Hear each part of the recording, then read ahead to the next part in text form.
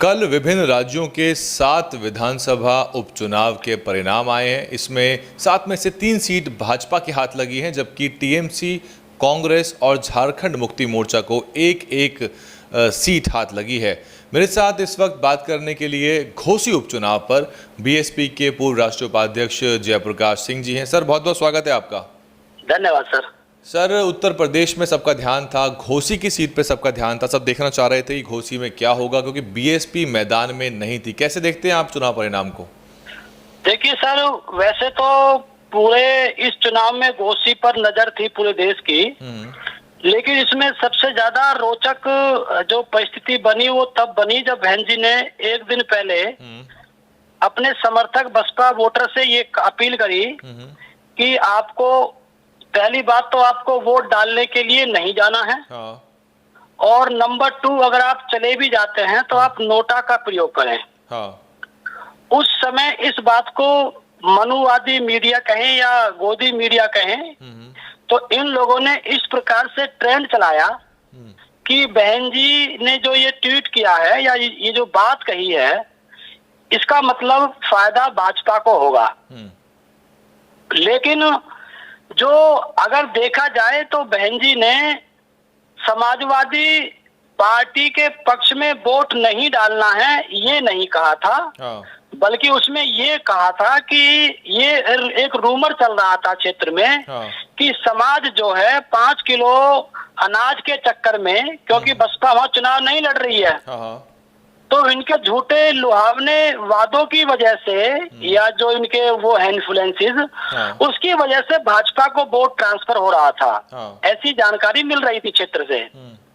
तो एक तो बहन जी ने वहां से उन लोगों को रोका, ये मैसेज दिया। नंबर 2, लेकिन सर मैं रोक रहा हूँ आपको, नोटा को तो मात्र 1300-1400 वोट पड़ा है ना, तो बसपा का वोट तो कहीं ना कहीं गया ही है। नहीं, बसपा का वोट समाजवादी पार्टी में गया है ना। अच्छा, मैं यही बताना चाह रहा हूँ कि वहां पर जो वोट है वो समाजवादी पार्टी में गया है। बहन जी का इंडिकेशन भी यही था। अच्छा, एक बात, और दूसरी बात, इसमें एक ये मैसेज गया है बहुत बड़ा कि बी टीम जो समाजवादी पार्टी के लोग कहते थे बहन जी को, और बहन जी के वोटर को साथ में जो वो लपेटते थे, तो उसमें ये मैसेज दिया कि बीजेपी की बी टीम बीएसपी नहीं है। ये हमने प्रूफ करके दिखाया। नंबर 3, इसमें जो है आप देखें, इसमें एक मैसेज और दिया समाज ने कि समाज में एक मैसेज चल रहा था कि खतौली विधानसभा पे चंद्रशेखर भाई ने वोट ट्रांसफर करने के लिए कहा समाजवादी पार्टी को, आरएलडी को, गठबंधन को, तो वोट ट्रांसफर हुआ जी। तो ये मैसेज दे रहे थे कि समाज जो है बहन जी को छोड़ करके चंद्रशेखर के भाई के साथ में हो रहा है। लेकिन वहां पर तो चंद्रशेखर भाई नहीं गए, तो वहां पर समाज ने अपने विवेक का इस्तेमाल किया और बहन जी के इशारे को समझा।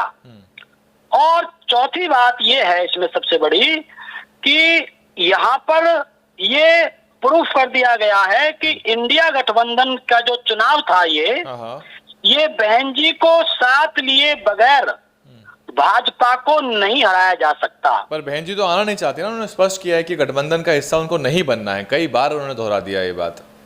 देखिए, ऐसा नहीं है, आप जानते हैं इससे पहले कितनी बार बहन जी ने कहा था कि मैं सपा के साथ कभी नहीं जाऊंगी जिंदगी में, लेकिन बहन जी सपा के साथ गई।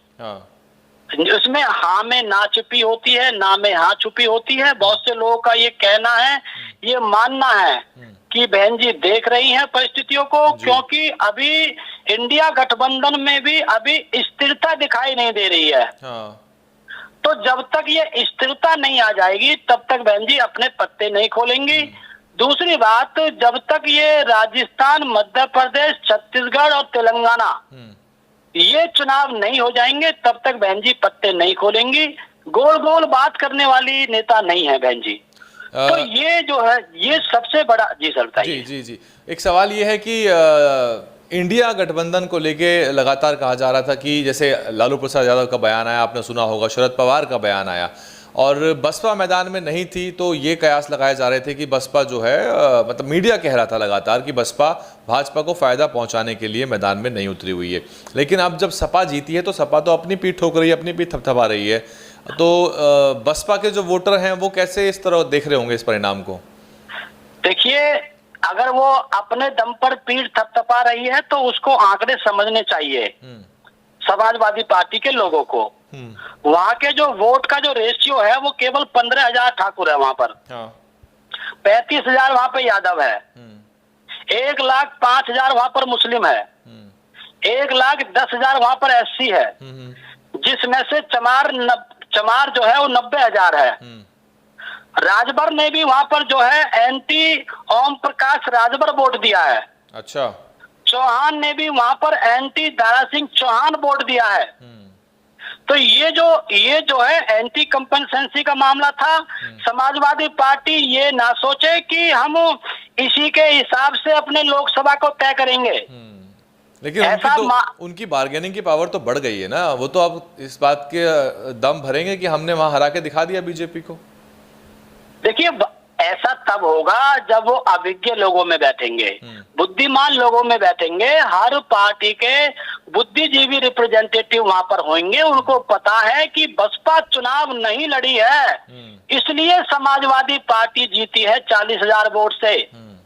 वहां पर 90,000 प्योर चमार है, वो वोट कास्ट हुआ है। अगर बसपा चुनाव लड़ लेती तो वो नहीं जीती जा सकती थी, फिर वहां बीजेपी चुनाव जीत जाती। लेकिन इसमें एक चिंता निकल के ये भी तो आ रही है बीएसपी जैसी पार्टी के लिए कि बीएसपी का वोट सपा में गया तो भाजपा जीत गई, भाजपा को हरा पाए वो लोग और सपा जीत गई है। तो एक एंटी बीजेपी जो मूड बन रहा है देश का, उसमें दलितों के दिल में अगर ये बैठ जाए कि भाजपा को हराना है, या बसपा के वोटरों के दिल में ये बैठ जाए कि भाजपा को हराना, सपा को वोट देना होगा, तो ये तो चिंता की स्थिति बन जाएगी बसपा के लिए।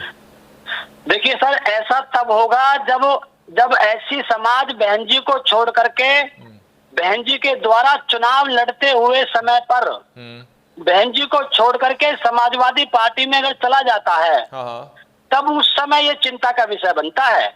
लेकिन यहाँ पर समाज ने ये प्रूफ किया है कि पहली बात तो बहन जी बीजेपी की बी टीम नहीं है, आप गलत बोलते हो समाजवादी पार्टी के लोगों।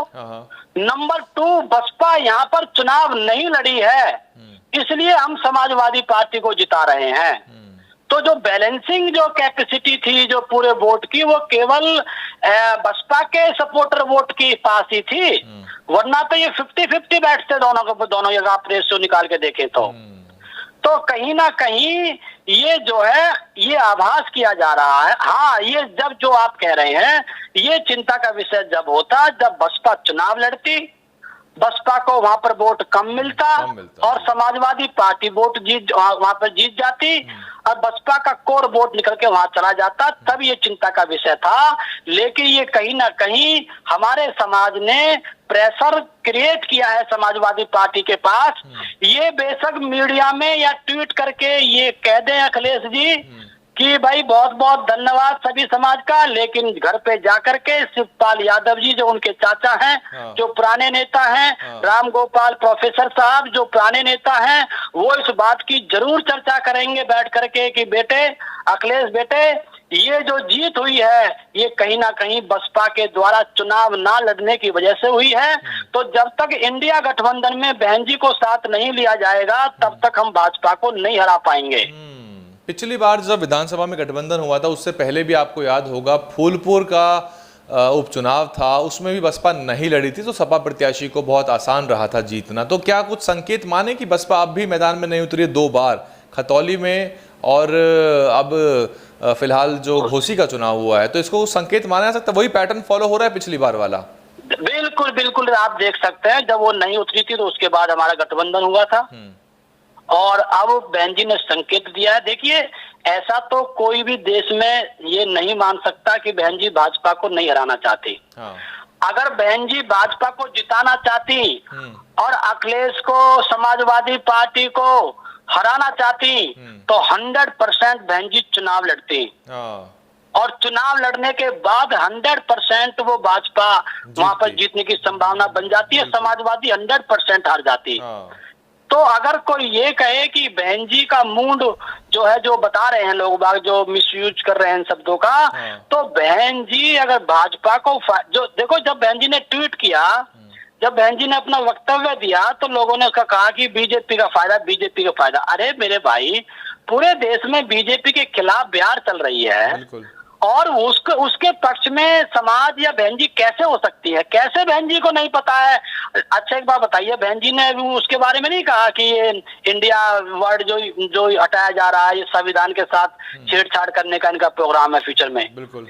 तो अब वो सारे प्रूफ मिल रहे हैं, लेकिन उसके बावजूद भी मेरा मानना ये है कि समाजवादी पार्टी के लोगों को भी समझना चाहिए इन परिस्थितियों को, और बहन जी से जाकर के देखिए, बहन जी बड़ी नेता हैं, बहन जी के पूरे देश में, पूरी दुनिया में वोट को ट्रांसफर करने की कैपेसिटी सबसे ज्यादा या तो साहब कांशीराम में थी, या आज बहन जी के पास है जी, जो किसी भी नेता के पास नहीं है। देखो ओम प्रकाश राजभर कितने उछल कूद करते थे, लेकिन वोट ट्रांसफर नहीं कर पाए जी। दारा सिंह चौहान खुद चुनाव लड़ते हुए भी वोट नहीं ले पाए। और एक चीज और मैं बताना चाहता हूं आपके माध्यम से सर, कि योगी जी ने दारा सिंह चौहान और ओम प्रकाश राजभर, ये चौहान समाज के और राजभर समाज के दो नेताओं को खत्म किया है।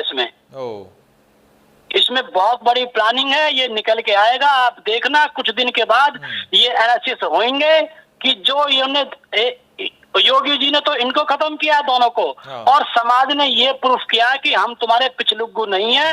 अगर आपके डिसीजन सही रहेंगे तो हम आपको किसी भी पार्टी में जिता देंगे, और आपके डिसीजन गलत रहेंगे तो हम तुम्हारे कहने से अपने आप को कुएं में ढकेलने का काम नहीं करेंगे जी। बातचीत के लिए सर बहुत बहुत शुक्रिया विश्लेषण के लिए जी सर, थैंक यू। तो आप सुन रहे थे जयप्रकाश सिंह जी को, और एक बात बहुत साफ हो चली है कि बहन मायावती को लेकर कहा जाता है कि उनके पास एक ही विधायक है, वोट घट रहा है, लेकिन हमेशा विपक्ष और जो बहन मायावती के एक तरह से उनके खिलाफ खड़ी ताकतें हैं, वो बसपा की ही चर्चा करती रहती है, और बसपा को लेके ही हमेशा मीडिया भी बसपा पे हमला बोलती रहती है। तो इससे साफ होता है कि बीएसपी का महत्व है, उसकी ताकत उसके आंकड़ों से कहीं ज़्यादा बड़ी है, और जिस तरह का घोसी का चुनाव परिणाम आया है उससे तस्वीर बहुत ज़्यादा कई मायनों में साफ हो गई है। लेकिन बसपा की चुनौती ये हमेशा रहेगी आने वाले चुनावों में कि बसपा अपने वोट बैंक को बचाए, उसको इंटैक्ट करे, उसे कंसोलिडेट करे, ताकि जिस तरह का जो बैलेंस बन सकता है समाजवादी पार्टी और बसपा यदि साथ आते हैं व्यापक गठबंधन, जिसकी सबको संभावना है। बहन मायावती नकार रही हैं, लेकिन बहन मायावती एक शातिर राजनीतिज्ञ हैं, वो सही समय पर अपने पत्ते खोलेंगी और तस्वीर 24 से पहले आपको साफ मिलेगी। आप देख रहे थे डियर हिंदी, इस पर कमेंट करिए क्या कुछ आप सोचते हैं कि घोसी चुनाव से क्या कुछ साफ हुआ है, क्या कुछ आपको समझ में आया है। DNN हिंदी को सब्सक्राइब करने के लिए दबाएं लाल रंग का सब्सक्राइब बटन और घंटी का बटन दबाकर ऑल नोटिफिकेशन पर क्लिक करें। चैनल को जिंदा रखने के लिए नीले रंग का ज्वाइन बटन दबाकर चैनल को आर्थिक सहयोग करें।